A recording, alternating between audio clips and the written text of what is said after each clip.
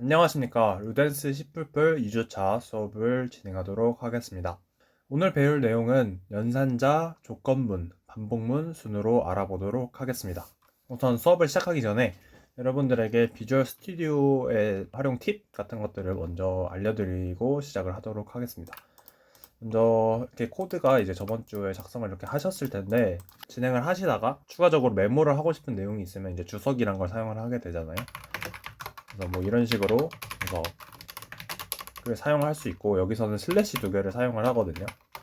그래서 슬래시를 사용하면은 그 뒤에 문장은 쭉 주석이 되게 됩니다. 파이썬에서는 샵을 사용하게 되는데 C++에서는 이렇게 슬래시 두 개를 사용하고요. 그리고 이렇게 여러 문장이 있을 때 이 문장을 주석하고 싶다 하면은 이 슬래시하고 별표로 이런 식으로 사용을 합니다. 슬래시 별표만 누르면은 비주얼 스튜디오에서 자동으로 이렇게 완성을 해주는데, 이제 뒤에 있는 이 별이랑 슬래시를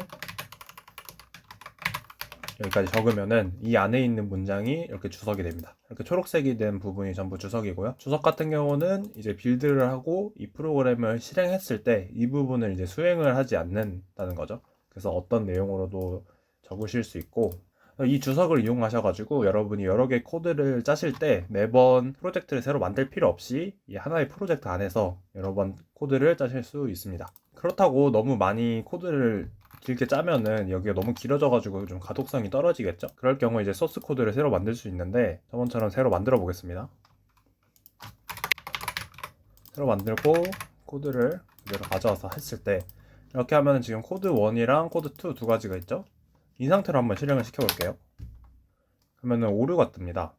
지금 보시면은 이렇게 오류가 뜨면 이런 식으로 뜨고 아래에 오류 메시지가 뜨죠. 지금 메인이 이미 정의되어 있습니다 라고 되어 있어요. 이거 같은 경우는 저번 시간에 말씀을 드렸다시피 이 프로젝트에서 이 프로그램이 시작되는 위치가 이제 메인 함수인데, 메인 함수가 여러 개가 있다 보니 이 코드가 어디서 시작되는지를 몰라가지고 이런 오류가 발생을 하게 되는 겁니다. 그래서 이럴 경우에는 이전에 작성했던 코드를 이 빌드에서 제외를 시킬 수 있는데, 이 코드 1을 우클릭하고 맨 아래에 있는 속성에서 하면 이렇게 속성 페이지가 뜨게 돼요. 그러면 구성 속성의 일반에 여기에 빌드에서 제외라고 이렇게 돼 있거든요. 이 부분을 예로 체크를 해주시면은 하고 확인을 누를게요. 그러면은 이 오른쪽 부분에 여기 이렇게 빨갛게 제거됐다는 표시가 뜨게 됩니다. 그러면은 여기가 코드인데 여기서 이 내용을 바꿔볼게요.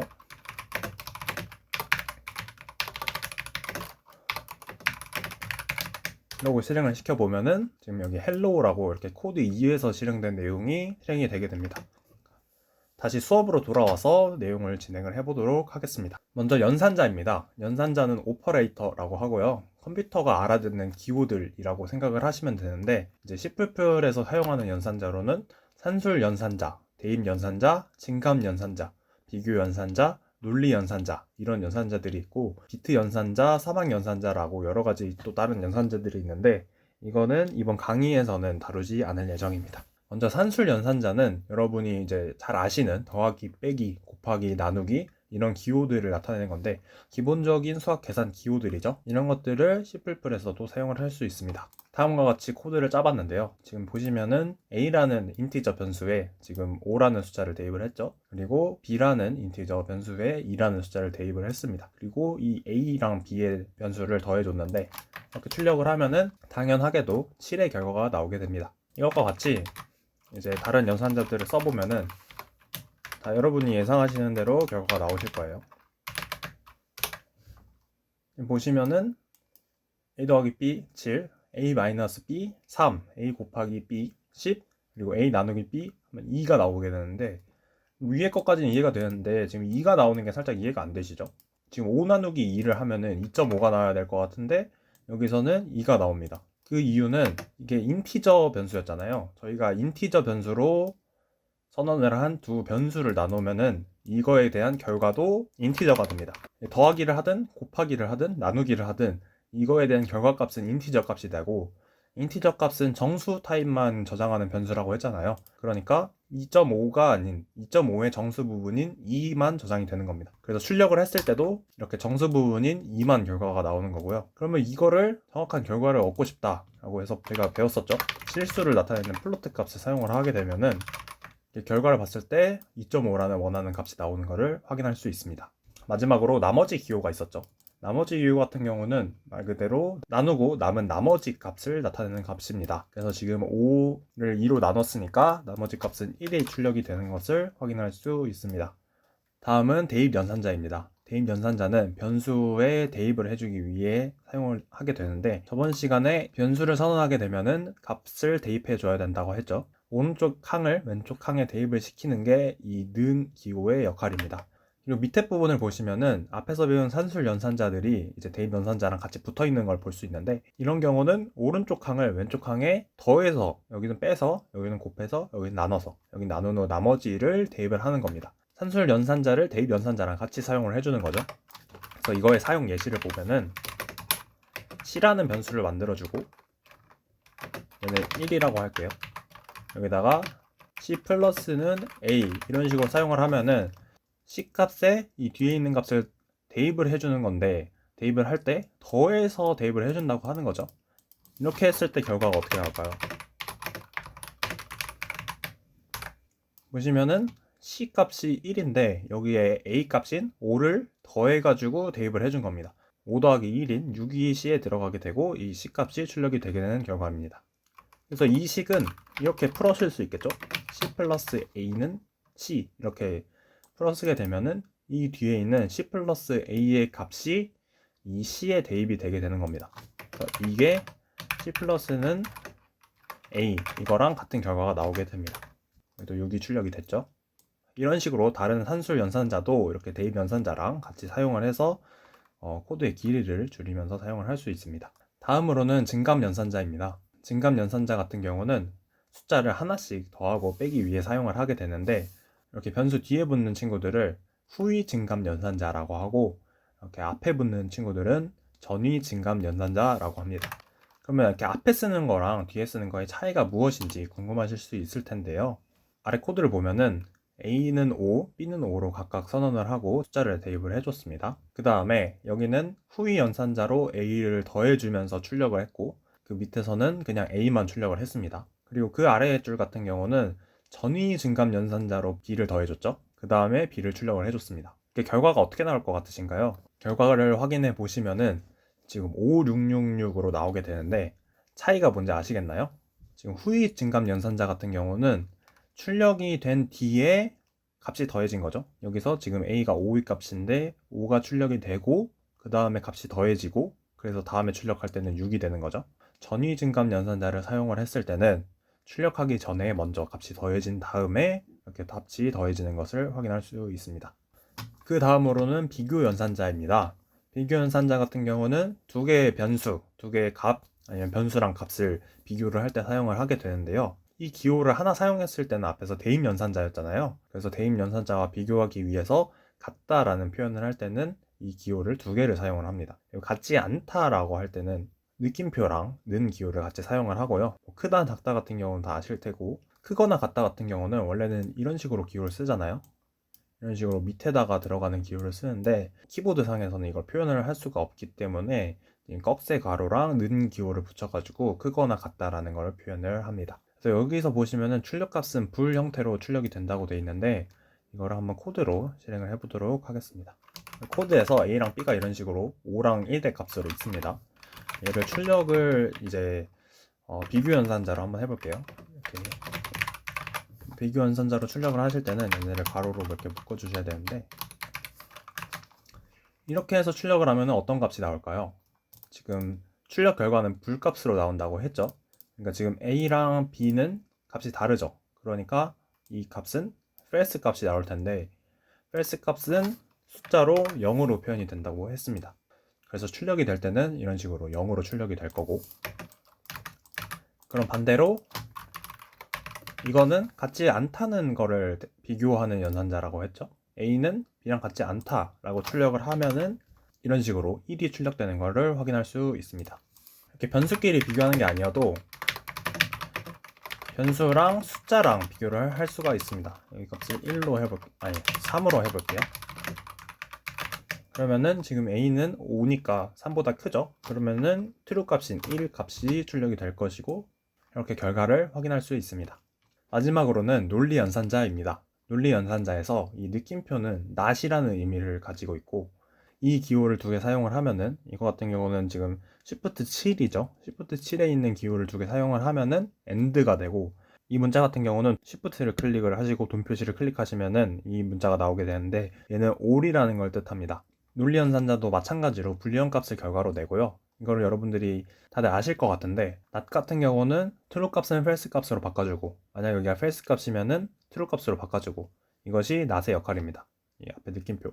그리고 AND 연산자 같은 경우는 이 양옆에 있는 값이 모두 true면은 true의 값을 반환을 해줍니다. 만약에 둘 중 하나라도 false가 있게 되면은 결과는 false가 나오게 되고요. 올 연산자 같은 경우는 둘 중 하나만 true여도 true의 결과를 내보내게 됩니다. 하지만 둘 다 false일 경우에는 false의 결과가 나오게 되죠.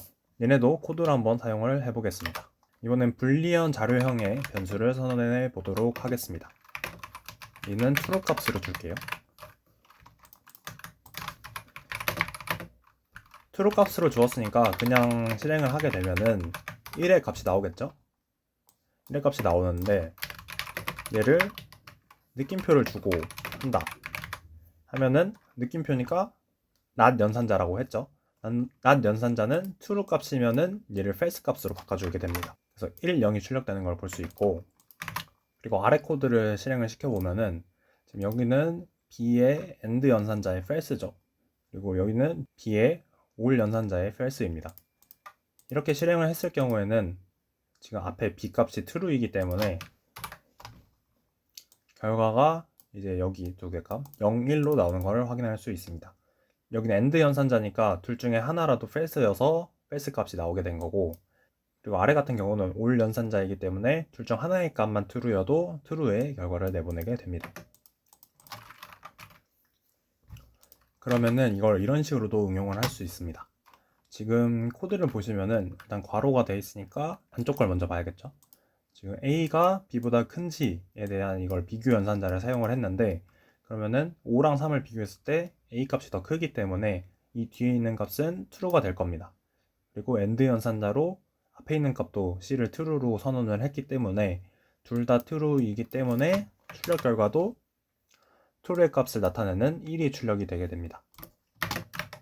네, 그러면 이걸 이용해 가지고 퀴즈를 한번 풀어보도록 하겠습니다. 마찬가지로 이번에도 멈춰서 한번 이거에 대해서 생각을 해보시고 결과를 확인해 보시기 바랍니다. 네, 다들 생각을 해보셨나요? 하나하나 코드를 보면서 얘기를 해보도록 하겠습니다. 맨 윗줄 같은 경우는 지금 비교 연산자를 사용을 했죠. A가 값이 10이고 B의 값이 20인데 A가 B보다 크냐라고 물었는데 그럼 틀린 값이죠. 그래서 첫 번째는 0이 출력이 될 겁니다. false를 나타내는. 네, 이제 그 다음부터 좀 헷갈리실 것 같은데 연산자들이 여러 개 사용이 됐죠.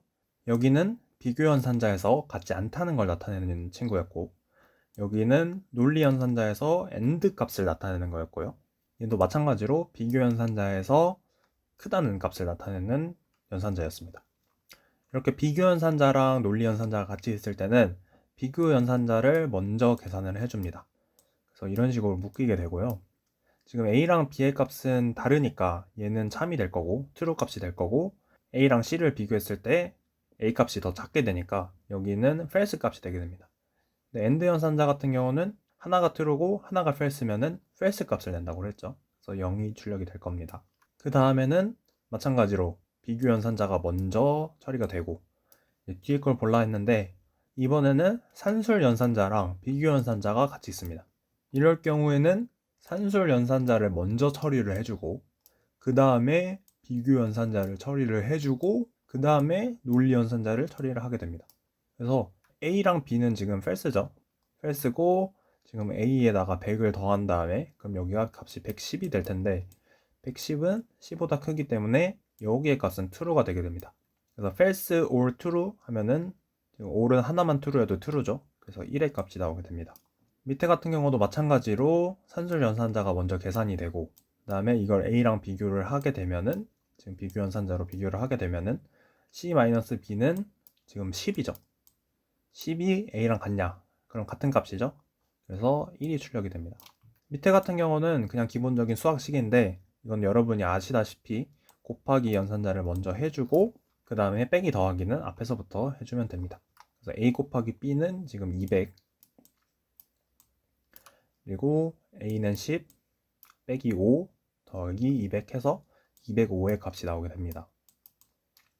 그 다음 줄 같은 경우는 이번에는 앞에서 봤던 나머지 연산자입니다. 나머지 연산자고 뒤에는 더하기 연산자죠. a가 10에서 3으로 나눴을 때 나머지 값이기 때문에 여기는 값이 1이 될 거고요. 지금 a 더하기 c 같은 경우는 값이 40입니다. 지금 1이랑 40을 AND 연산자로 비교를 해야 되는데 저번 주 수업을 들으신 분들은 기억이 나실 거예요. 불리한 값 같은 경우는 0이 아닌 모든 값을 true라고 했죠. 그래서 1이랑 40은 모두 true의 값이 되게 됩니다. 그래서 true and true 여가지고 true 값인 1이 출력이 되게 됩니다. 여기도 밑에도 마찬가지로 여기 지금 1의 값이고 뒤의 값을 보시면은 지금 곱하기가 먼저 계산이 돼야 되죠. 그래서 2 곱하기 a는 20. 그래서 b 빼기 20 하면은 이 값은 0이 되겠죠. 그러면은 여기가 지금 AND 연산자니까 0 값은 false 값이죠. false 값이랑 true 값의 AND 결과는 false라고 했죠. 그래서 이런 식으로 00, 11, 205, 10의 결과가 나오게 됩니다. 다들 맞추셨나요? 처음 보시는 분들은 많이 헷갈리셨을 텐데 이렇게 연산자들에는 순서라는 게 존재를 합니다. 이 연산자의 우선순위를 표로 나타내는 게 있는데 여기 보시면은 오퍼레이터가 이렇게 여러 가지가 쫙 있고 여기 앞에 레벨이란 게 있습니다.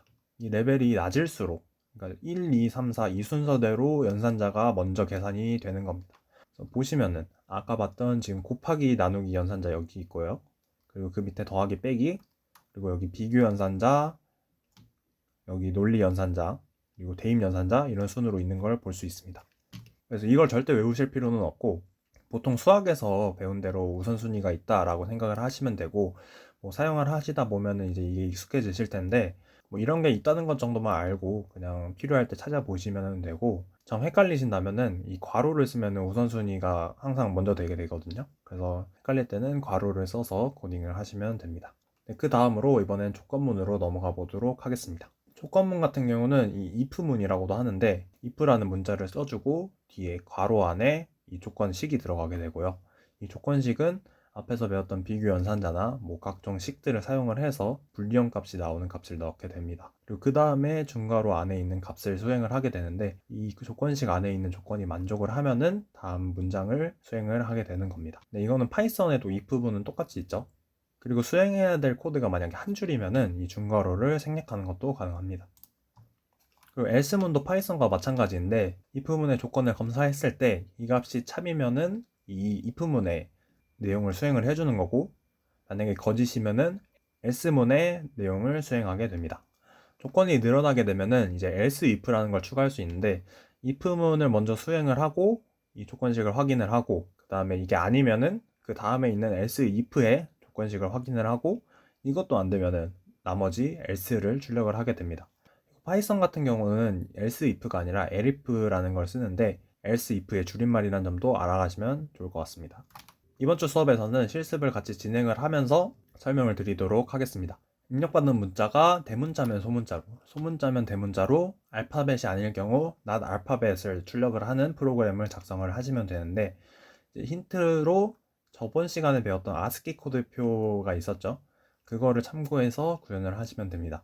그래서 대문자 A를 입력하면 소문자 A가 출력이 되고 소문자 B를 입력하면 대문자 B가 출력이 되고 다른 문자를 입력하면은 not 알파벳이라고 출력이 되는 이런 프로그램을 짜시면 되고 그리고 앞에서 배웠던 형 변환 방법을 사용을 하셔야 될 겁니다. 네, 그럼 지금 멈춰서 한번 풀어보시고 다음 해설을 이어서 들어주시면 되겠습니다. 다들 문제 잘 풀어보셨나요? 코드를 보면서 설명을 해드리도록 하겠습니다. 이제 input이라는 변수를 먼저 선언을 하고 얘를 이제 캐릭터 타입으로 선언을 했죠. 그 다음에 cin으로 input을 입력을 받았습니다. 그리고 input 값이 지금 65보다 크거나 같으면서 90보다 작거나 같은 지금 AND 연산자죠. 이런 경우에는 ASCII 코드표를 보시면은 이런 경우가 대문자입니다. 그래서 대문자인 경우에는 플러스 32를 해서 소문자로 변형을 시킬 수 있었고요.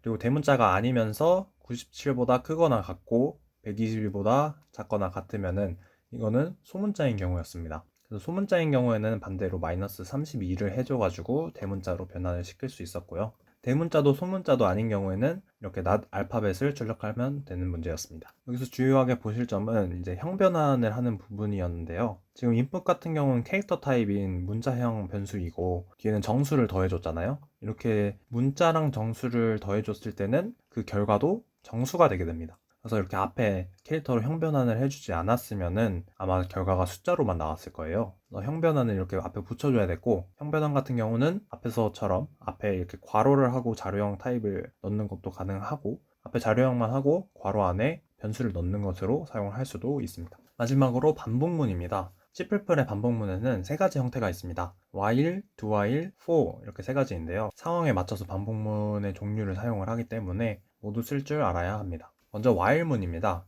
while문 같은 경우는 먼저 while을 써주고 괄호 안에 조건문이 들어가게 됩니다. 여기서 조건문은 if문에 있는 조건문이랑 같은 조건문이고요. 그 다음에 또 중괄호를 열어주고 그 안에 수행할 내용을 적어준 다음에 중괄호를 닫으면 이게 하나의 while문이 되는 겁니다.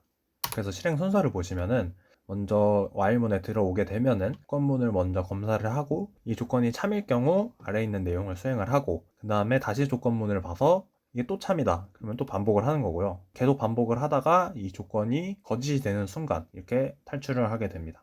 이걸 예시 코드로 봐보겠습니다. 보시면은 index라는 변수를 먼저 선언을 해줬고 그 다음에 while문이죠.